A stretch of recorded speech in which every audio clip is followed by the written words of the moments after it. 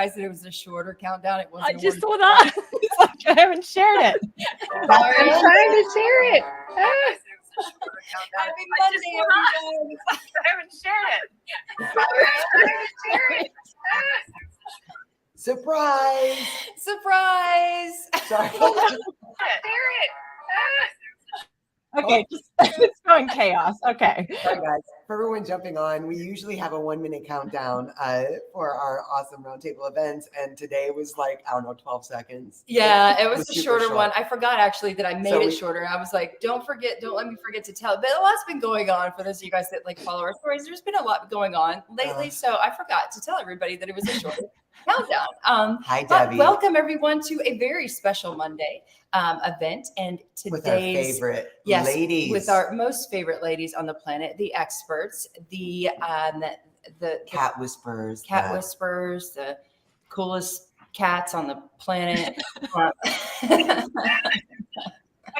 Julian Thorne from Naturally Cats, Pam Russell with Perfectly Holistic, and none other than the legendary Dr. Katie Woodley from The Natural Pet Doctor. Welcome, ladies, and thank you guys for joining us. We're very excited about today's event and everything that we will be talking about, which is indoor and outdoor kitties and the key to a happy cat. Yes. Still trying to do it.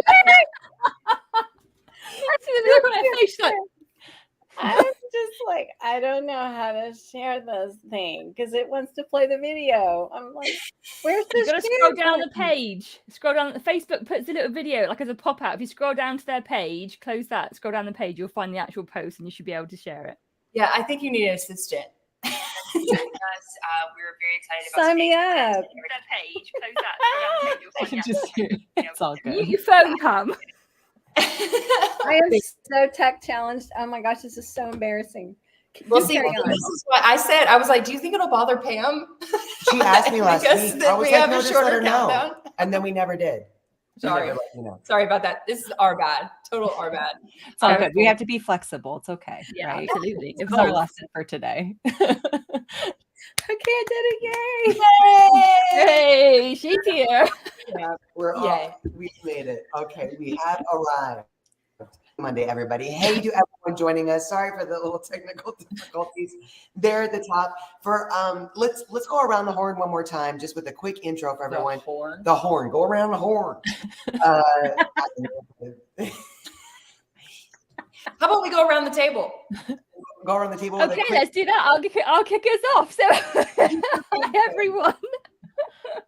My name is Julianne Thorne. I'm a holistic cat therapist and soul activator, a new label I'm adding to my things that I can do.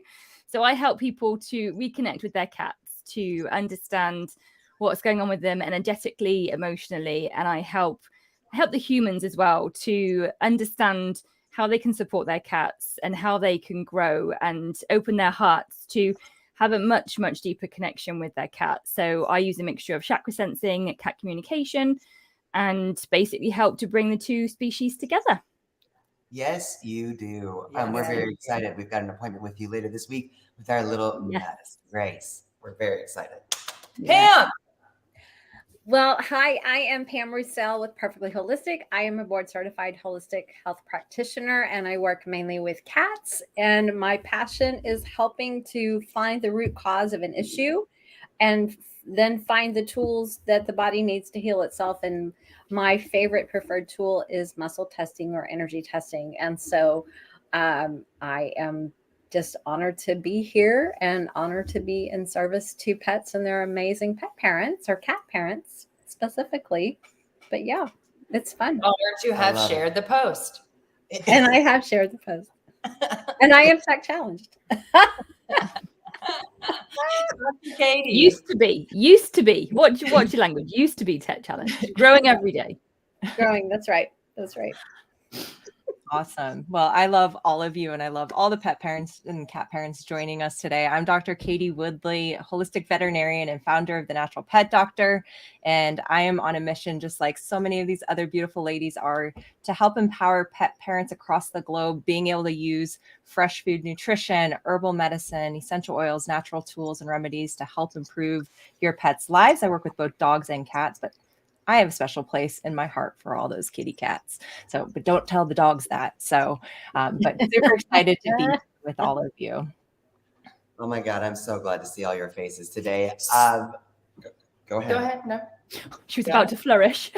She was. So today's topic is all about indoor and outdoor cats. So we have, I know it can be kind of a controversial topic for a lot of people because it's, everybody has a different situation as far as indoor and outdoor cats. I know Dr. Katie used to have cats that were indoor, outdoor when she lived in New Zealand. Was it New Zealand? It was New Zealand. Yep. Yeah. And that was fine. Now where she lives, it's not so fine. So situations are different for all of us, but we want to discuss it with you guys and with each other to see where what works and what we should all know as cat parents to keep our cats safe and healthy and happy, right? Yes. Please. Okay. Hey, Julianne, I want to kick this off with you because I think back to our days when we were in Tennessee and we literally had a window with a broken screen in it that we kept open. It was like the kitty door and we had indoor, outdoor, and they never even thought about what kind of dangers were out there. I mean, 25 years ago, it was like cats, they're indoor, outdoor.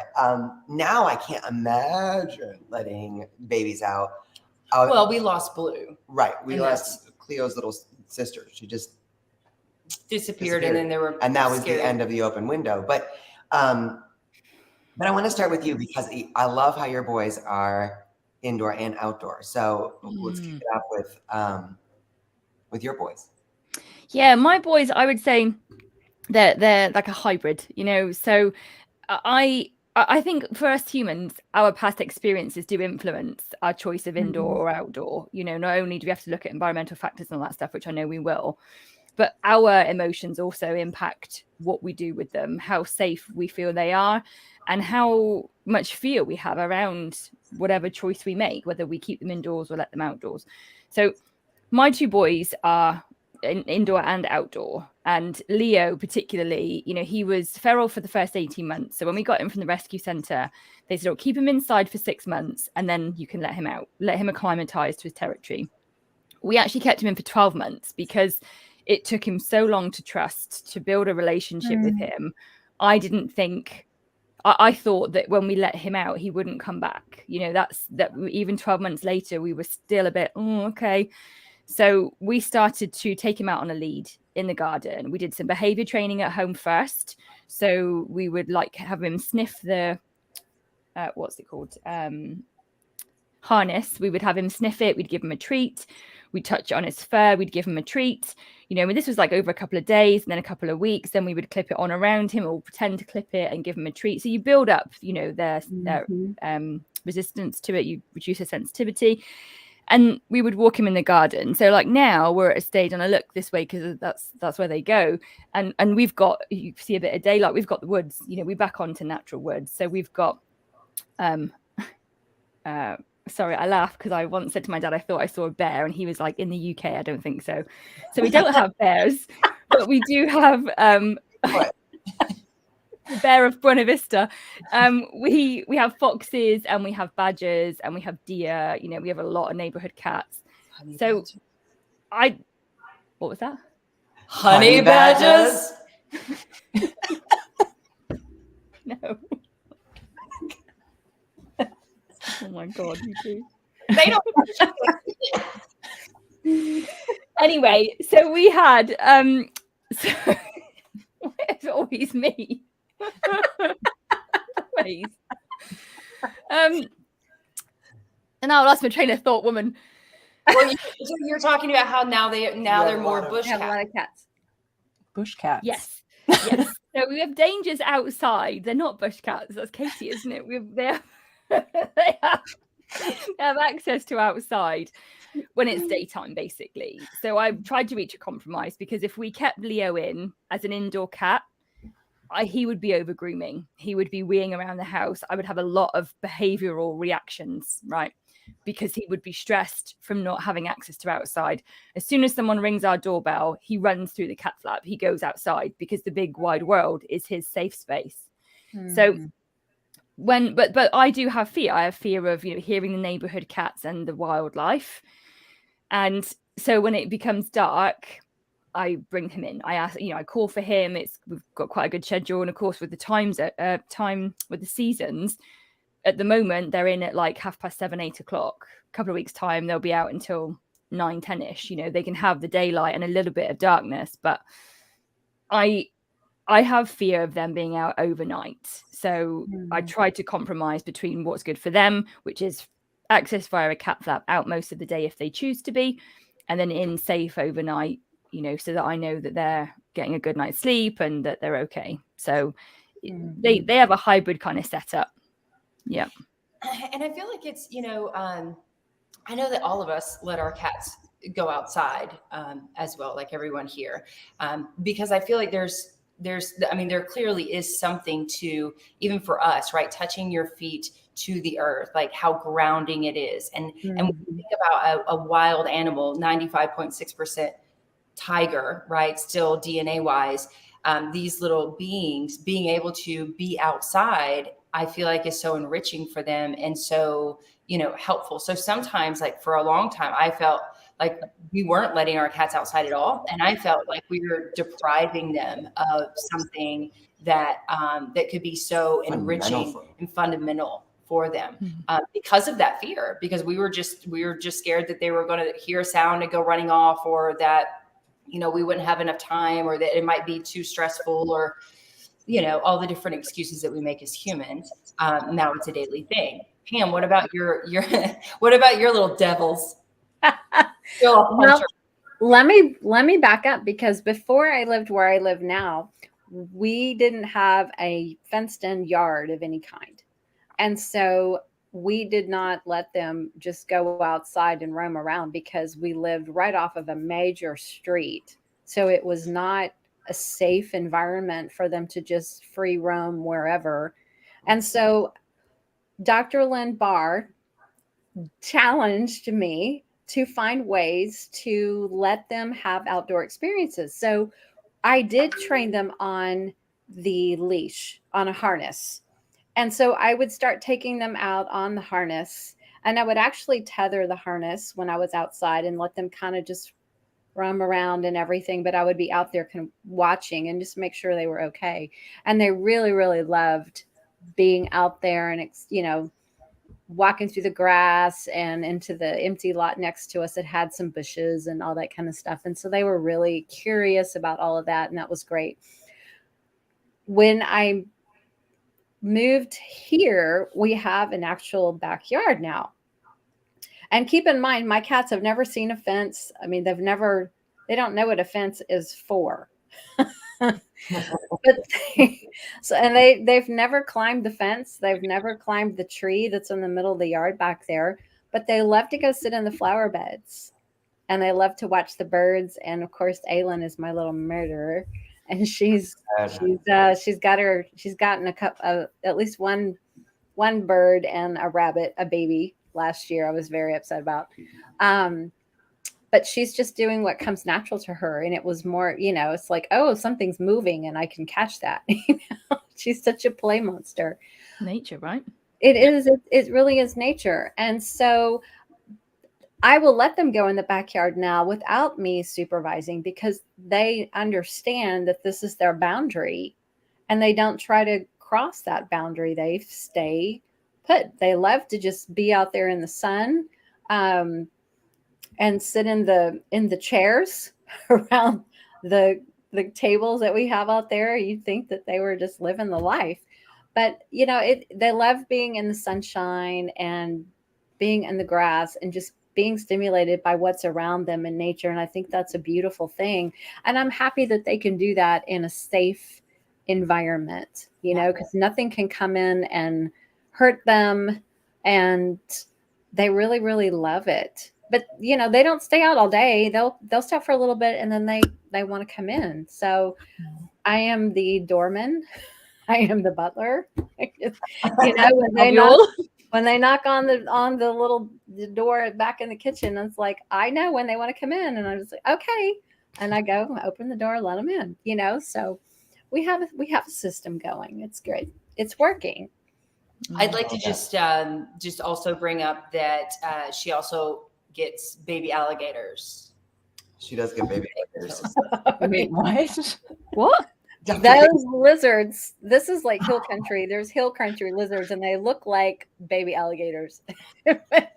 Yeah, she's caught a couple of those too. I've managed to rescue most of them. Yeah. I love you for your efforts. Dr. Katie, what about your babes? Yeah, so they're a little bit different. So my 3 Black Panthers that we currently have, when we lived in New Zealand, New Zealand's wonderful because there's like no wildlife, like there's birds and there's nothing like coyotes and foxes or bears or, you know, I felt very comfortable with them roaming. Now, on a side story, that also kind of created the fear inside of me, right? Because we're like, I love what Julianne said, like, you know, it can be a controversial topic, but it's like a belief, right? Whether you decide to have your cats go indoor, outdoor, whether you choose to like control their movements and behaviors, like there is no right or wrong, but it comes down to also how you feel about it too. And so when we actually moved back to the States and sold our house, my Stanley cat went missing. And we literally had to catch a ferry at like 5 a.m. And so, you know, he's out somewhere, I don't know where, roaming the countryside in New Zealand. And I'm roaming the countryside calling Stanley's name, looking for him. And this little gray cat, just, you know, little tail comes through. And that was kind of the end of that, because the amount of stress and like emotional like angst that I went through, I now am fearful of, you know, just releasing them. And so we're in a very different situation now in Colorado where we have coyotes, like I hear them at night. We have huge hawks and bald eagles like flying around us, and owls too. And it's just one of those things where we like back onto a nature preserve, which would be wonderful for them, right? However, it's very dangerous for them. There's lots of dogs in the neighborhood. And you know, with our 3 cats now, they're all a little bit different. Our Tico, he's very confident, and he's the one that we do a lot of outdoor time with. He has to have that because he will sit by the back door and meow and be really upset. It's very important for him because he did spend probably the majority of his life as an outdoor cat before we rescued him. So that's very important. Our other 2 cats are very like timid and skittish. And we have a cat that has cerebellar hypoplasia. So I would never put him outside unsupervised. Like he wouldn't last very long. Like, you know, a hawk comes in, there'd be so, you know, things like that I have to think about. And also too, he doesn't like being put in a harness. And there's, you know, he's very happy to sit at the screen door and watch. And so we create other ways for enrichment inside for him. And Kiwi's the same. You know, she would be one that would bolt and then we wouldn't be able to find her, which would be very stressful for all of us. So, you know, my cats are a little bit different. I would love for all of them to go outside with us, but I also look at, well, what stresses them? What are the things that they feel happy with? And they love like the indoor like setups that we've created for them and the enrichment, and we make sure that we play with them and we engage with them. But Tico, he has to have that outside time. So that is definitely something where, you know, we sit with him. He loves sitting by our fire, like our outdoor fireplace too. Like the summer, it's crazy. I'm like, this cat just sits next to us and there's like a crackling fire. He's just an outdoor boy. He loves it. And so I think it's important for every person here to like assess, you know, for one, what works the best for my cat. You know, there is a lot of truth to the grounding and being outside and the air and, you know, the energy that comes with outdoors, but also too, if it's a stressor for you and also a huge stressor for your cats, remember our emotions and our feelings and our thoughts are also going to come across onto our cats and they're going to feel that. And so, you know, if you're super you have a lot of angst and stress about going outside with them, find other ways to enrich the household, the inside for them too. This isn't one right or wrong way of, taking care of your cats. And I know every single person here agrees with that. And I think that's real. It's not black or white. So I think it's important. We've all had different experiences, and your experiences change too with each cat. Yeah, I'll tell you with ours, it's literally only been about a month and a half. We used to take them out. We had this big mesh tent with a huge tunnel, and we would take Friday and Zorro out there, and then Pooh Bear and Twist we would just supervise them and let them kind of roam the yard, and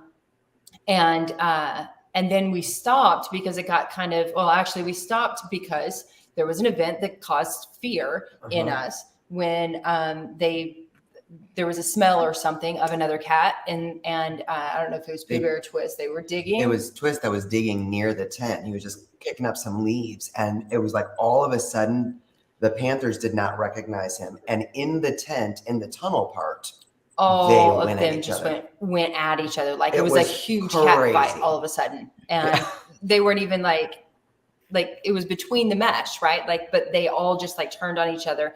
And that became, we had to separate them and slowly introduce them back to each other as far as yeah. So it was, so we stopped for a while until Twist started taking a turn for the worse with his health. And we always knew that he always loved to go outside. And so we started making the time every day to bring him outside, which made all the other cats want to go outside. So then we started putting them in the Catio. We have this tiny little Catio. It's not too tiny. It's got 6 nice little it's nice. It holds them. But you also have to know your cats, right? Like Jack is not he's starting to get there now, but he was like, I don't want to go out there. I don't want to and when we would bring him out, he would be trying to scratch his way back in, just let me back inside. Because he doesn't want that. Whereas the Black Panthers, I wish I had a total run for them, because I want them to I wish they could just, they would go crazy. It's tiny for them because they just get to jump up here and then jump up there. But I want them to be able to get all that energy out and run, right? Outside. So we'll work on something, but you also have to know your cats, because not every cat wants to go outside either. Yeah, it's been crazy to see. I think Zorro's a lot like your Tico. He finishes breakfast, he jumps in the carrier, he's like, I'm ready to go outside. Friday's a lot the same way. They both know, but they also let us know when it's time to come in. They'll just be like, they meow. We're like, you ready? We bring the carrier over, they jump in, we're like, okay. But they all get really used to it. I'm the one that I'm scared of the outdoors for a number of reasons, right? Hawks, coyotes. The hawks, coyotes, if they were to get loose, even though we try to do it in a very safe way, just the transportation from the house to the Catio, in their stroller, and making sure that it's some cats can be squirrely. And that's what has happened before in the past when we had Friday and Zorro on harnesses. Something in the neighbor's yard went off, and those two backed out of their harnesses and leashes in a split just second. Like that. It was what? And they went running in opposite directions. So we were like that was a really scary event, which stopped us from the fear, and then stopped us from maybe we don't do leash training. But let's talk a little bit too about environmental scariness. I think that a lot of us, for the longest time, we used to have, because we had scorpions here, and it's like, oh, well, you've got to get the scorpion pest guy. And it's like, oh, it's totally pet safe. But is it if they're out there eating the grass or doing, so we stopped pest control years ago. But I think that's also a concern for people who live in a community or an apartment. Even if they're taking their babies out in a lead, thinking about what kind of environmental toxin exposure. Yeah, maybe out there. True.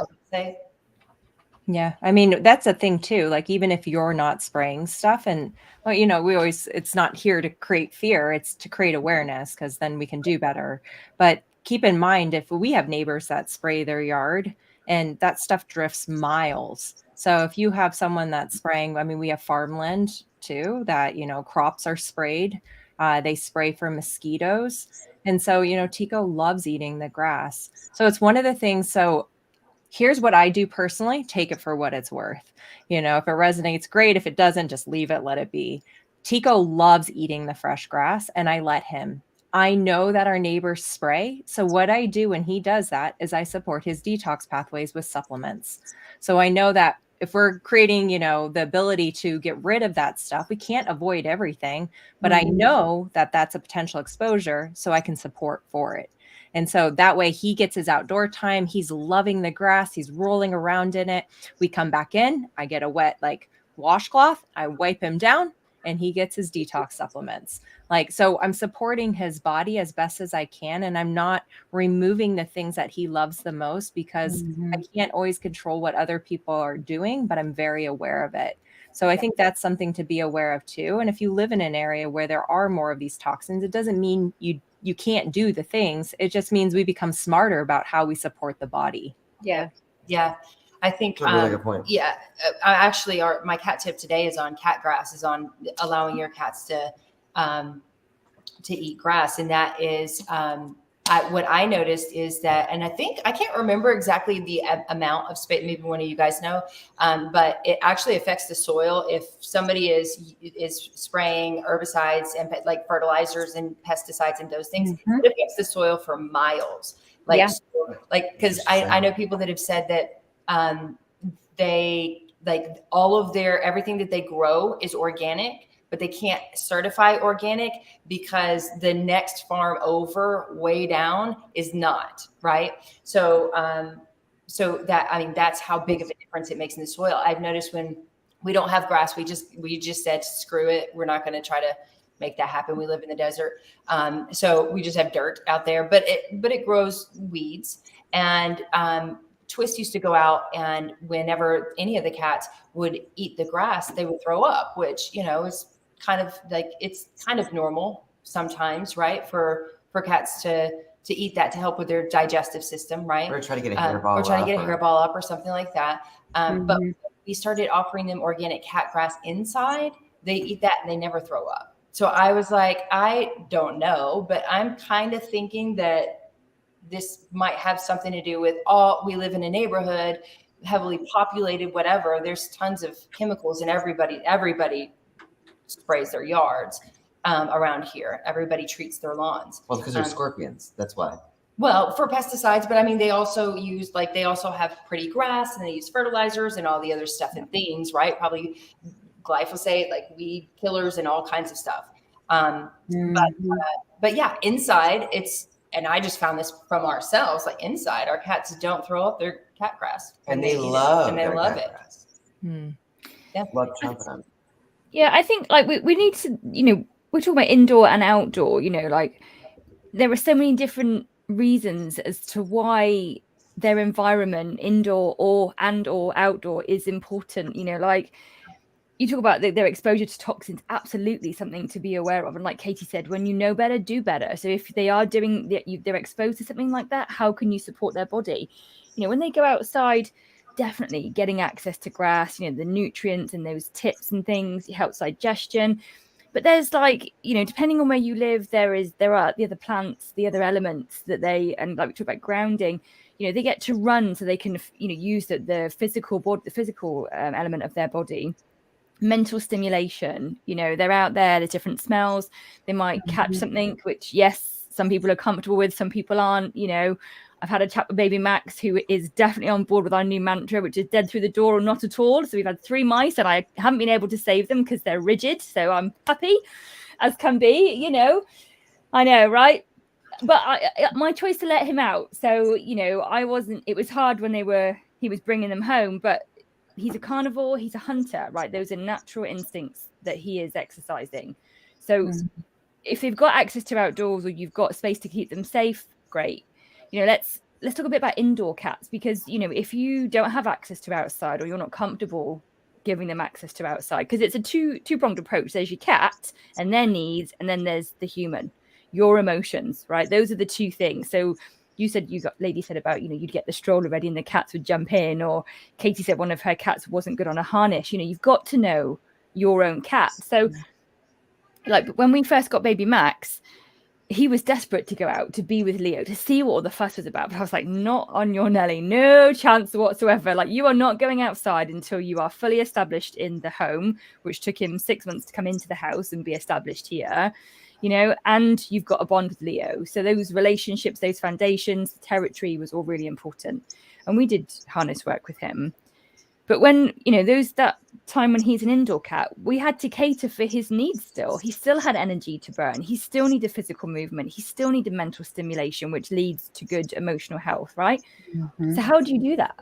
And I'd love to hear from you all, because we've got different cats, right? Katie's got the beautiful one, the cerebral hyperplasia. Pam's got her 2. You guys have got 4. Can we do a round the kind of clock with, what do you do for the indoor bits? Because there's been a couple of comments as well. I've seen people saying like, I live in a flat and what do I do? And, we've got no soil and stuff. So like, can we talk a bit, go to you 2 ladies first with all your cats about how do you support them inside? How do you replicate for them all the goodness that they would get from being outside? How do you bring that in?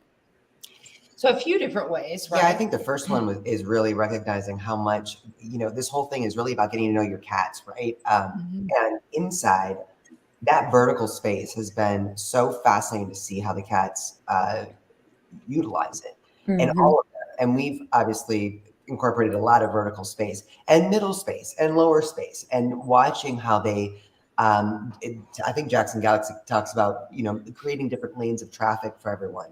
Yeah. And that's been fascinating to see how, they really do love to sit and perch, or they like to kind of get into a little spot and just watch and see what's going on. But giving them those options, at first we thought, we didn't even have a cat tree for years. We didn't even know about that. So, we went out and got cat trees, and then it's like, oh, actually we could build something to give them a little more, little hidey boxes on the wall. Or a lot of something. Scratchers attached to the wall, a lot of something, yeah. But do they utilize as much as I wish they would?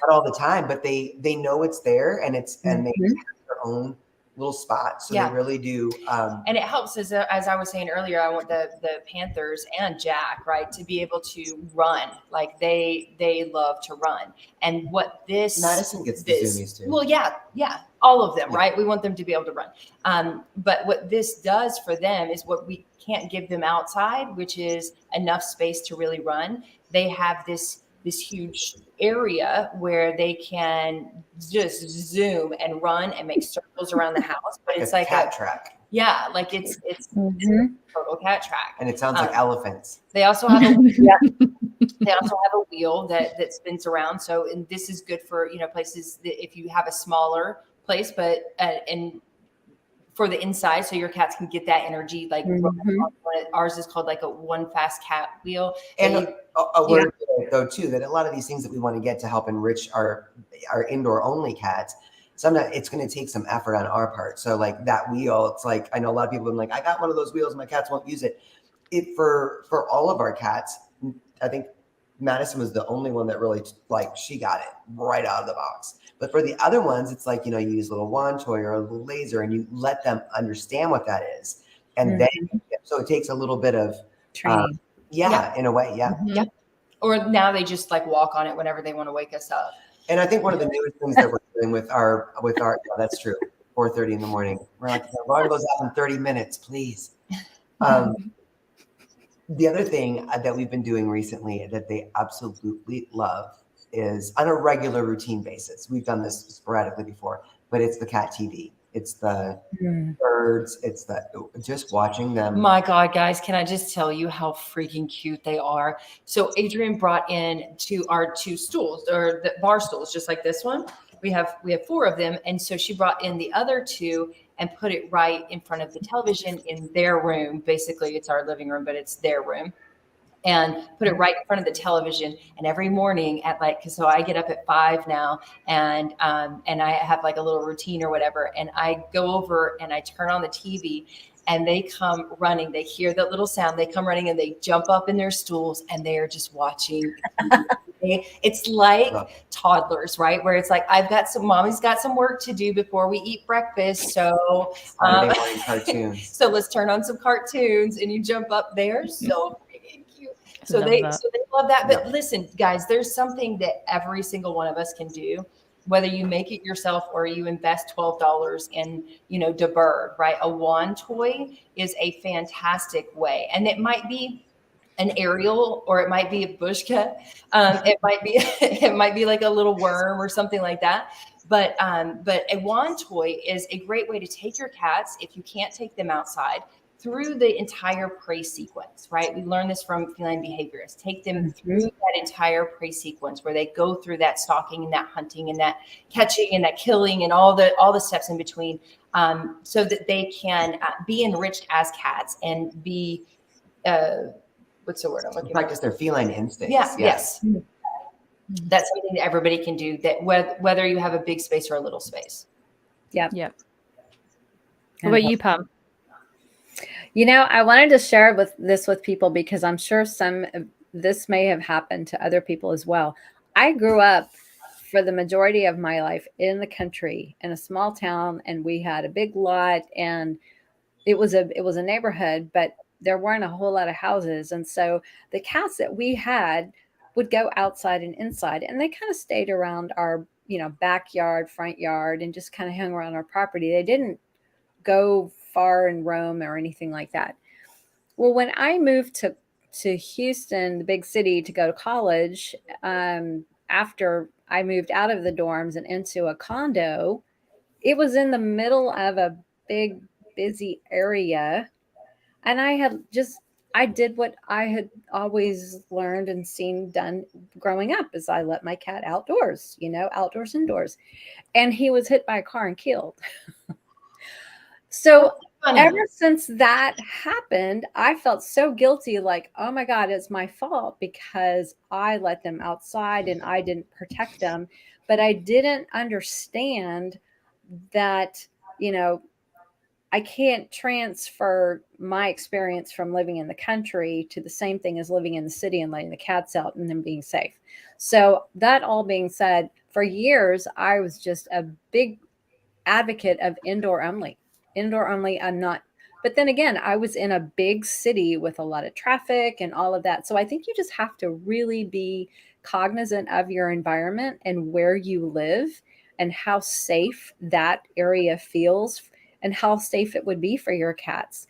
And if you can't let them go outside safely, it's just awesome to be able to use your imagination and creativity and provide outlets of the prey sequence, like you said, with the vertical space, setting aside that playtime every day. And, we can go spend a lot of money on expensive cat toys, but then they end up wanting to play with the top, the piece of paper that you threw in the garbage can, or the milk ring top, or, just something simple. You can just be creative and tap into things that they already like. Yes, easiest, cheapest toy right here. Crumple up a piece of paper. It doesn't have to be expensive. We just have to put our thinking caps on and think in perspective of, what would my cat like? What does my cat do? What kind of behavior do they already exhibit? And how can I tap into that and give them an experience that can magnify that for them? So like you said, I love what you guys have done with your indoor space, because it's phenomenal. And it does take commitment, and it does take a little bit of funds to be able to do something extravagant like that. But you don't have to be so extravagant. Just like you said, even just a cat tree, but some kind of vertical space, or putting up shelves, on one wall in your bedroom or living room or whatever, and make that their fun space. I think you just have to be creative. The other thing that I love to do, that we used to do this a lot before I let them go outside, was we would open the windows, as long as the screens were, in place, just having that breath of fresh air. And they love to sit in the window and look outside and hear all the sounds and feel the fresh air and smell all the scents in the air. I think that's a great way to just bring the outdoors in. That is, the other day we had one of like a really, really beautiful day. And we tend to open the windows down here, and they get excited for a minute and then they kind of get bored. We actually opened every window in the house, and they were like, what? What? They were so excited because they got to go like see and smell this view and go to this view. Yeah, it was really exciting. Opening windows also. Yeah. And I would also say, don't be afraid to bring the outdoors in. So if there's a small tree branch that fell or some leaves or something else that you can bring inside that they can sniff, that they can, scratch on, that they can just kind of play around, that's also being very creative. Yeah, I love that. Yeah. That's what spare litter trays are for. Bring the dirt in from outside, put it in a litter tray, give them the chance to just sniff at it, play around in it, enjoy it, Love that. Yep. Katie, Yeah. what do you do for yours? Yeah, it's funny. There's, if you've been around long enough for, all the cat parents listening, you've heard us laugh about like the bush cat, right? And this is like true example of like the different types of cats. Like, I know we're all laughing. So Tico, we have multiple cat towers.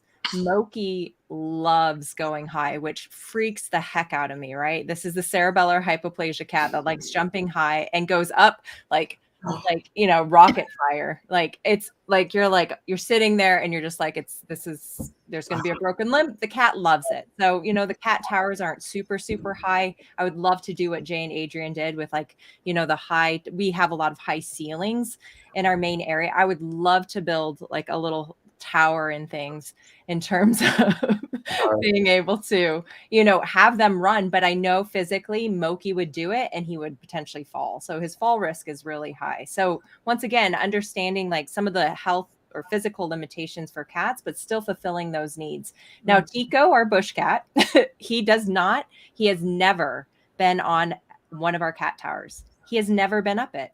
He will like scratch. He prefers also, the other thing too to keep in mind is, do you have vertical and horizontal scratching? That's a lot of people miss the horizontal side. And, Moki and Botico love the corrugated cardboard, simplest, easiest, cheapest thing. And they just love it. So keeping in mind, where are our cats going? What are they hiding under? What are they like sleeping on?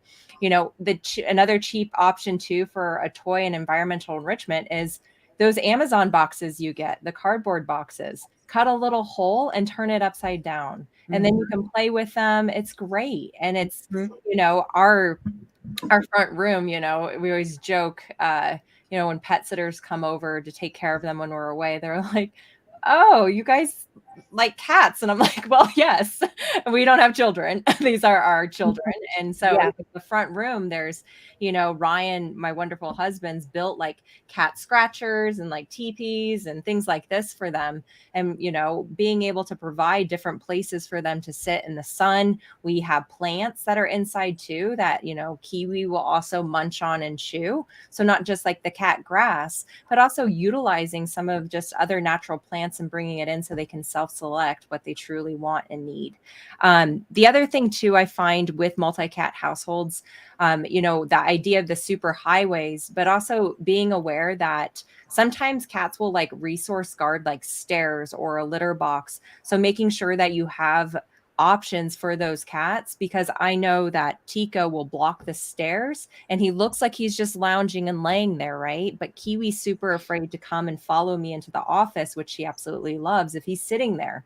So being aware of those things and being able to help support those emotional needs so it doesn't become a behavior problem down the road that can even manifest like a physical health condition like over grooming and hair loss, urinary problems, cystitis. So being aware of those things, like, going from 2 cats to 3 cats, we had to think a lot outside of the box and be very cognizant and aware of like the personalities and where, the needs of those cats. Very different, 1 to 2 to 3 cats, very different situation. And, I've really, really enjoyed it because it helps us increase the bond that I have with my cats. And it's always something too, like, what else can we do to enrich their lives? So if we can't always take them out, it's really nice to look at, okay, what are some of the other things? Are we playing with them enough? Are we using different types of toys like the wand toys, but even just crinkly toys? Kiwi loves it. Where the other 2 don't really care about the crinkly noise, but she goes fanatical for that. Like, you crinkle something, like, I'm surprised she's not in here just from this. And she, like, that's the thing. Like, you know, just being aware of our cats and being able to support their needs just by utilizing different things. And it doesn't have to be a crazy expense either. You know, getting creative with what's around you and building things like, you know, my husband's so good at that. You know, he's built a lot of our stuff, which is great. You know, we didn't go and spend like $3,000 for the cat tower. We were able to build some of those same things. Oh, I love that. He is so handy. He is very handy. I'm very blessed. The one thing though, I'm working on making like some He shelter. won't hear you. Go ahead. Go ahead. The what? He won't hear you. Go ahead. He knows anyways, right? I really do want to build things like, you know, catify some of this, like, but once again, it's like for Moki, there is that hesitation, right? Is he going to fall off and do something silly just because he loves running? He gets the zoomies and his zoomies are wild. Like it is wild. The cat runs sideways when he's like running. It's amazing. I need to film it. It's impressive. Yeah, It's a monster. So I love that. Julianne, what about you? I everything all the ladies have said, all of it, I love it. I think it's great. I mean, one thing I would say is like at the end, all of that stuff is so necessary, and yet also like irrelevant if we don't spend time, if we don't connect, if we're not on the other end of that piece of crinkle paper, right? You flick it and you let the cat go. I'm not saying this is what you do, Katie, but you know, if someone has it and like, you know, just flicks it or throws it for the cat, that's not you done. That's not engaging with your cat. You know, we in fact, whether we've got indoor and or outdoor cats, our interaction with them is one of the most important things. So having a cat tower and the levels, and I can't wait to move house because I am going to pimp my house like a mother person and have shelves everywhere. I love it so much. My house, like you wouldn't even believe. But like, we've got to engage with them. You know, baby Max, when he was in the summer room, we've got like an extension. I would go in and I was spent at the end of my day, like I was knackered. I just wanted to be, you know, zone out with a box set on TV. But I had to do, let me rephrase that. I chose to spend 2 hours with him before bedtime, you know, and he could have gone for another hour and we were playing. And he got bored very quickly because he was a kitten. So we used wand toys, we used balls, we used bells, we used balls with bells, we used wand toys with bells. You know, we used everything you could think of. We had to invent games. You know, sometimes I was just, you know, absolutely exhausted, but still just tried to find a bit of energy to play and engage, you know, and be in there with the cat when you're on your phone. If you've got a wand toy and you're like this, you know, it's not going to engage them. You are not going to burn their energy. They are not going to be physically and mentally engaged. You're not supporting them. So do you know what? Do yourself and your cat a favor and either put your phone down and play with your cat or go and deal with your phone and come back to your cat later. You know, my boys, indoor and outdoor, I still play with them. I still have times when like baby Max has got a lot of energy. Maybe he's been out during the day and he's just having a growth day. I don't know. But I can see that Leo's like, would you back off? You know, Leo is not a playful cat, and he like gets a stare, and you're like, oh my god, don't poke the beast. I'm like, Max, you know, and I go and get a wand toy and start to play with him, even if he has access to outdoors, even though he's been out all day. I still make time to play with him if he needs it, because you know they have needs. We are asked. Baby Max has just come up the stairs because I called him. We are asking another species to come and live with us. We owe them the respect of understanding what their needs are and meeting them. And whether you've got an indoor cat, an outdoor cat, or a hybrid cat, you know, we have a duty to deal with those needs and to fulfill them as best that we can.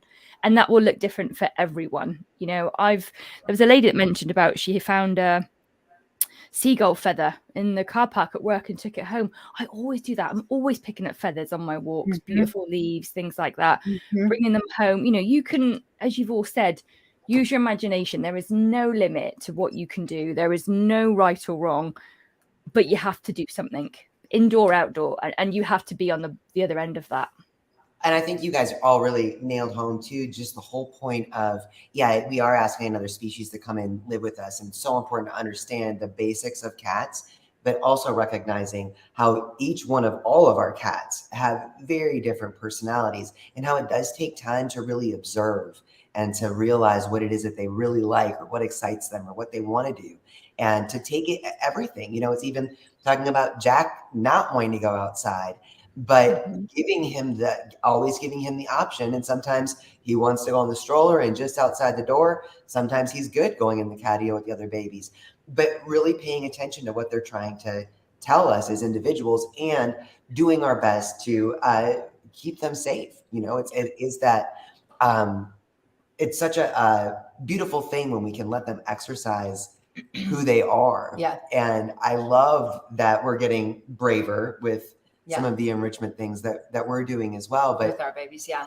And it Diane, is about personality. Diane is asking about a Catio, which, we had no idea what a Catio was until we started our business as the Two Crazy Cat Ladies. And it was like, Catio? What is that? I don't know. And then I think it's a chicken coop. It is an investment, right? It's something that we have visions for building our own. We have, like I said, a small one outside, pre-made, like we just put it together. But we have visions for a larger one, and that is if you have the time or the carpenter experience, quality, quality. What's the ability? I don't know. Talent. If you have the talent to build your own, or if you have the funds to have it built, a Catio is a great thing that we give our cats, that while erasing the fear of them being exposed to dangers, where they're still getting that fresh air, they're still able to be outside, they're in an enclosed area, but they can still see everything, and they can still so I think a Catio is a great idea. Can I share something real quick on the Catio thought? If you guys need inspiration, if you are a DIY kind of person, go look at Catio Guy on Instagram and Facebook. Oh my gosh, the stuff that he does is incredible, but it will give you a lot of really good ideas if you want to try to do your own thing. Yeah, I was going to say too, when we moved in New Zealand, we had to, because we sold, my husband's a New Zealander, so we had to have a green card to come to the States. So we had a bit of a waiting period, and these two cats, Stanley and Cali, that were outdoor a lot of their time, now were sectioned off to a small bedroom. And it was one of those things where, God bless the man again, Ryan, and his skills. He built a Catio that extended off of that bedroom so we could open that window. Yes. And he literally just took scraps that were in his mother's garden shed of chicken wire and spare wood, and just built this structure and a little shelf and a little ramp down that they could actually sit and kind of scrounge around in the grass and on the dirt and sit there too. So it extended their living area, even though, we knew it was too small for them, but that was the situation we were in, was being able to just get a bit creative and create something like that. And then that way they could still go outside, and we weren't worried about them going missing when we eventually had to fly them back to the States. So it was one of those things where those Catios are really, really powerful and helpful. And even if it's just a small little area that they, it helps you feel safe with letting them out, but also too, they can still experience the beauty of being outside and all the health benefits that can come from it. Yeah. We need to borrow your husband. I know. I was thinking, can I have one, please? There. Yeah. We're going to have to do a world tour. Whenever we bring our kitties outside, I do think this is one of the greatest things. We can see them inside. I love observing them inside. But outside too, I just feel like it's such a special moment. Watch their eyes and their ears and their body language. And the sounds and the sniffing everything. Just it's fascinating to see, and it is an amazing thing to be able to do that. And I also think you need to go ahead and plan another Vegas trip, Dr. Katie. With your husband. With your husband. Yes. Yes. Yeah, exactly. Tell him to bring his tools. I know. We'll just we'll put a whole suitcase together and check it on the plane. So he'll be ready. But one of the things I was going to say too, with what you just said, Adrian, is that the joy I experience when Tico goes outside. He his tail goes up and he runs out and he's like, meow, meow, meow, meow, meow. and he is not a vocal cat. And it's like, and he's just like loving, and oh my God, I'm just like, this cat loves it so much. And so it's one of those things where like, it's so nice to be able to give him back some of that. Cause I know, he lived outside, he loves it, but at least I know he's safe, and he can experience that too while I'm with him. So. And Julianne, I love what you said too about, it really is our decisions that we make. I know that this can be a controversial topic, indoor only, all the statistics are out there. Indoor only cats live so much longer than outdoor only cats. There really isn't any kind of science on indoor, outdoor. The longest living cat had lived on a farm. That's true. One of the oldest living cats was indoor, outdoor. Right. Mm-hmm. So I think, Julianne, that was a really good point too, to really recognize that it's our personal experiences. Pam, like you said, it's our environment. It's really recognizing what we're willing to be comfortable with. Dr. Katie, like you said, our cats are going to pick up on anything, if we're freaking out about it. And I do have flashbacks of watching that hawk eat a duck in our front yard, a duck that was bigger than all of our cats. It's like, that danger is out there, right? Like, and finding the ways that we can find the balance, our own personal balance for being able to give. Julianne. Sorry. Laughing. No, are you joking? Like, I had a duck in your garden? Yes. In our front yard, No. yes. And that's how Jay broke her phone, was because there was like a creeper van in front of our house. Like a van Filming. with no windows. And I'm like, why is somebody filming Oh. our house? And I opened the door, and she's he like was gonna like, confront him. stop. There's a hawk eating a duck in front of your bush. And I was like, whoa. Then Zora was just out. a kitten and goes running out. And I threw the phone and grabbed my cat. Oh my God. Yeah. Right. So that's, like you said, though, and that's a really, The hawks are a bit like, and owls too. I mean, we saw an owl go flying by us middle of the day, and this thing was like, I mean, it was probably like a good 6 to 7 foot wingspan. I was like, whoa, this is impressive. I saw Mr. Milligan commented on those red-tailed hawks in Colorado that just fly off with a Volkswagen. Yeah. I mean, like, there's a video of a hawk I saw. I don't know why it popped up, but it was like attacking a goat on a mountainside. And I was like, oh no. I mean, they're hungry, right? I mean, that's the thing. A cat, I hate saying it, a cat will put up a fight, but a cat is small.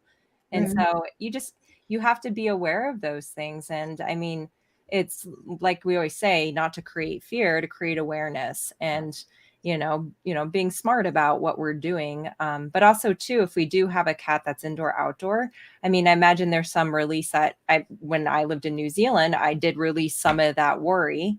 Like they're loving their life. Maybe their life will be a little bit shorter. Something might happen. And that's what creates that controversy around this topic, right? I'm sure, Julianne, you have some of that too, like the release when they go outside, like they're living their best life. And if it's their time, then it's their time. And sometimes there has to be some of that. And I know it creates a lot of angst saying that for a lot of people, but it's true. And that's why you see two camps of people a lot of times on this topic where, people are really against it and people are all for it. And there can be a middle, right? It is the belief that we have, and each person will be different, which is a beautiful thing, right? Having different ways of doing things. That's exactly it, right? There is no right or wrong, and people sit in those two camps because of their own experience and usually their own tragedy, right? So it's pain, it keeps them in that perspective, and that is completely understandable. However, things change. Everyone's different. Every human is different, and every single cat is different. So, when Pam and I shared this our live on we were going to go live on Facebook, and we had a comment saying like, oh, hope there's no judgment about what's right and wrong. We were like, no, there is no judgment, because there is no right or wrong. There is just information. We're trying to share our experiences because it might inspire someone. We're trying to share suggestions so we might help someone. There is no judgment about what is right or wrong. I'm sat here like my heart is starting to race about half an hour ago because it's dark now. And I am desperate to get my boys in, right? I've had the cat flap go a couple of times. I heard a baby Max earlier. it's also absolute torrential rain. So I'm like, I'm nervous now. I want to get my boys in. So I know they're in, they're dry, they're safe, whereas Max is probably still out for another hour or so, So our own experiences, our own emotions do have to be managed as well as what is right for the cat. When I move in a couple months' time, I'm petrified because I'm going to have to do what Katie said. I'm going to have to keep the boys in a room as they acclimatize, as I deal with the situation. I have no idea how Leo's going to cope with that. Do I keep them together? Do I have them separate? How do we work that?